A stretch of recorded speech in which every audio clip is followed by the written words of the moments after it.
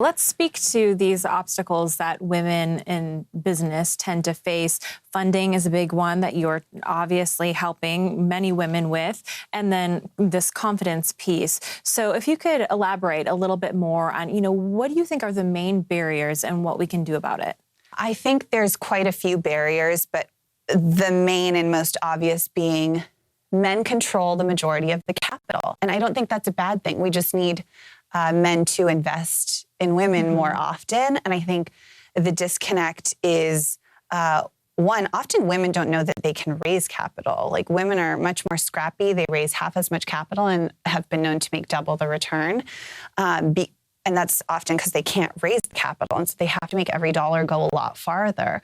Where you see in Silicon Valley, these guys kind of like put an idea up on a wall in chalk and then like all of a sudden raise $20 million. And it's just a very different thing. So we need men to take a risk on a few more ladies, or just have a diverse team. I mean, diversity breeds success, and that's all kinds of diversity, from gender to race. And so I think that's really important to be thinking of at the early stages.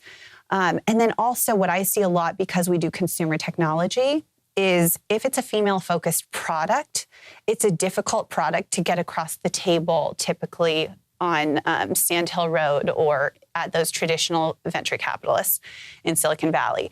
And that is because they're all male partners typically, and they're asking their wives for their advice, which means the wives and the assistants are making the business decisions, which doesn't always mean, like, I don't know that these women have the same investment and business background that their husbands do. And so that's very frustrating, because why aren't they making the decisions and taking a risk and actually doing the research on this particular business? So even though they'll have a female-focused product like a breast pump or a menstrual disc sitting in front of them, and it's a multi-billion-dollar market, they won't understand it, and they might be grossed out by it. And so they don't take a chance on it because it's something they don't understand and aren't willing to do that research. So I think those are the two things I see the most.